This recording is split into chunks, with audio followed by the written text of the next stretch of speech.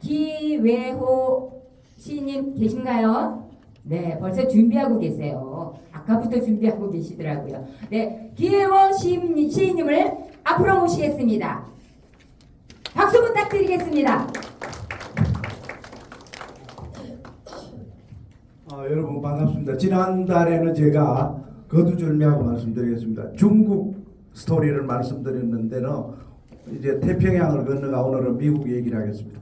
여러분 카네기 모르시는 분 아마 없을 줄 압니다.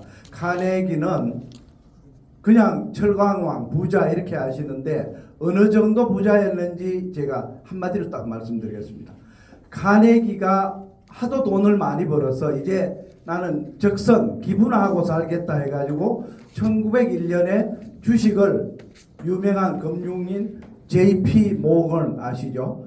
JP 모건한테 주식을 팔았어요. 그 판 돈이 얼마냐? 그 당시 일본의 국가 GDP의 3배였어요. 저도 이게 믿기지가 않습니다. 한 사람 기업인이 주식을 팔았는데 그 돈이 일본이 작은 나라입니까? 일본이 미국 다음에 2위였어요. 중국이 하도 쪽수가 많으니까 지금 2등을 뺏어갔지 사실은 아직도 일본이 2등입니다. 그런데 그 일본 국가 GDP의 3배를 받았어요. 그만큼 부자가 카네기였습니다. 근데 오늘 드린 말씀은 카네기 본인이 아니고 카네기 어머니 얘기입니다. 카네기 어머니가 노모가 볼 일이 있어서 부잣집 마님이니까 자동차가 있죠. 자동차를 타고 나갔습니다. 나갔는데 차를 타고는 볼 일을 볼 수 없으니까 운전기사들어 2시간 후에 요 자리에 내가 다시 기다리마 오너라 하고 차를 보냈어요. 보내고 볼 일을 보고 있는데 소나기가 쏟아졌어요. 갑자기 소나기가 왔어요. 뭐 할머니가 차는 보냈고 우산 미리 준비했을 리도 없고 곤란하니까 어떡하나 하다가 보니까 가구점에 옛날에 이 처마 밑에 이렇게 비를 피했어요. 피했는데 아니나 다를까 점원이 쫓아나오더니 할머니 거기 앞에 가리면 어떡해요? 쇼윈도 가리고 있으니까 비키세요. 그러는 그 어떻게 해요? 뭐 카네기 엄마라고 할 수도 없는 거고 비켜서 자꾸 비가 오니까 옆집도 가구점 처마 밑에 또 이렇게 썼어요. 아니나 다를까 또 문이 확 열리더래요. 아이고 또 쫓겨나나 보다 하는데 그 가구점 점원은 할머니 거기서 계시면 비 다 맞아요. 들어오세요. 어차피 손님도 없어요. 그래 들어갔어요. 아니 미안해서 어떡하 아니 가구점이니까 의자가 얼마나 많아요. 여기 앉으세요. 앉아서 비 그칠 때까지 쉬세요. 너무 미안해가 이렇게 앉아있는데 아이 비 맞아서 추우시죠 하더니 따뜻한 차 한 잔을 또 내주더래요. 얼마나 미안합니까? 옆집에서는 쫓아냈는데 이 집에서는 들어오라 그래서 앉아라 그래서 따뜻한 차 한 잔까지 주니까 너무 감사한 거예요.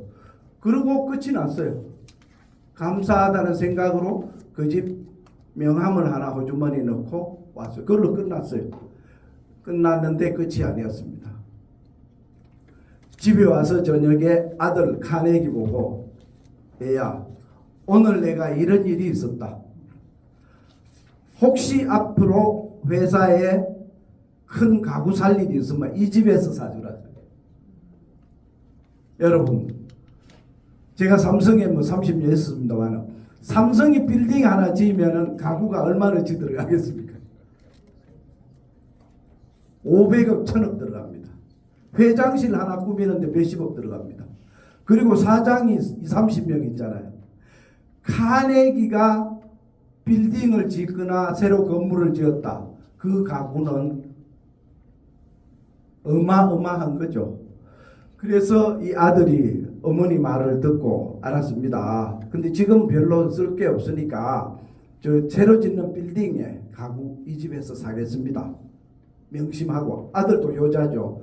그러고는 비서한테 줬어요. 그 명함을 갖고 있다가 물어 찾아갔어요. 그 집을.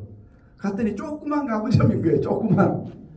그래서 사장을 만나가지고 우리 가구를 우리 회장이 사라 그랬는데 이 집에서 사라 그랬다.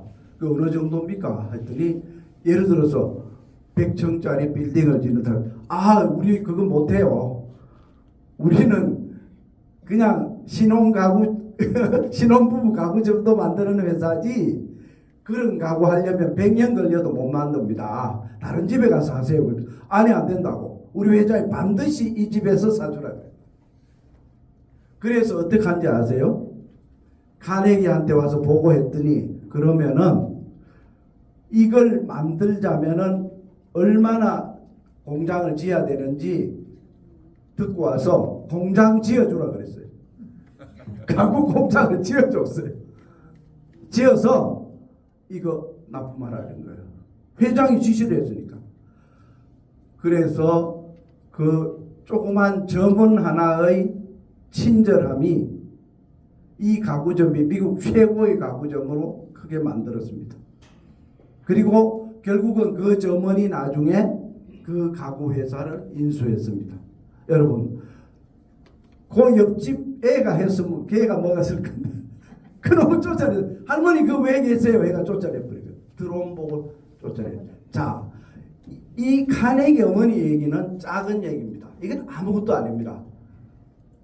여러분, 대학 총장을 보통 뭐 서울대 총장, 뭐 스카이대학 하지만 2년 하면은 그만둡니다. 그런데 대학 총장을 40년 한 사람이 있습니다. 우리 최시인님 혹시 누구겠어요? 그것도 허름한 대학도 아니고 자기가 오너도 아니에요. 하버드 대학 총장을 40년 한 사람이 있습니다. 1869년부터 1909년까지 만 40년 대학 총장을 한 사람이 있습니다. 이름이 찰스 윌리엄 엘리엇입니다. 유명한 시인 중에 T.S. 엘리엇이 있죠. 같은 이름은 같은데 엘리엇인데 성이 같죠. 근데 이 사람은 찰스 엘리엇입니다. 40년 하버드 대학 총장을 한 사람이 있습니다. 이 대단한 엘리엇이 아까 그 점원처럼 실수를 합니다. 1800년 되니까 전화 없죠. 편지를 받았어요.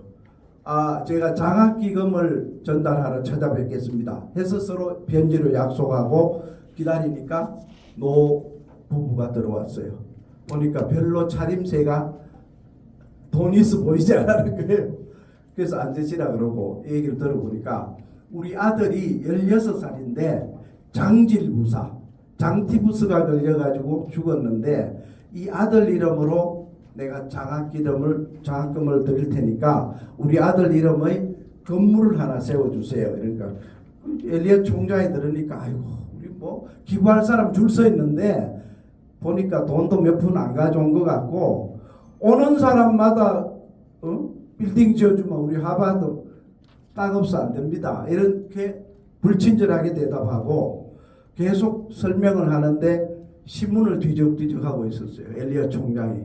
상대방이 대화를 하는데 신문 뒤적인다는 것은 너 나가라는 얘기죠. 그렇죠. 그러니까 부인이 허리를 쿡쿡 찌릅니다. 여보 가요. 별로 뭐 돈 주러 왔는데 저렇게 딴청 피우는데 하면서 아 바쁘신 모양인데 가겠습니다. 그래서 일어서서 나와 버렸어요. 그걸로 끝났어요. 아이고 바쁜데 잘 갔다. 그게 끝이 아니었습니다. 한참 지나고 나서 방송이 없을 때죠. 신문을 딱 펼치는데 서부에 대학을 세운다 이렇게 나왔어요. 대학 총장이니까 대학을 세운다. 알고 보니까 스탠포드라는 사람이 샌프란시스코, 지금으로 얘기하면 실리콘밸리 쪽입니다. 거기에 어마어마한 대학을 세운다. 그 사진을 보니까 그때 왔던 그 아저씨 거예요. 여러분, 엘리엇 대학 총장 40년 한 사람, 이렇게 지혜로울 것 같은 사람도 작은 불친절, 외모를 보고 사람을 판단해서 보냈더니 그때 장학금 받았으면은 대학 하나를 설립할 만큼 장학금을 줄였을 텐데 놓친 겁니다. 아무도 모르죠. 자기만 아는 거죠. 알았으면 큰일 날 뻔했죠. 40년 대학 총장 못했겠죠.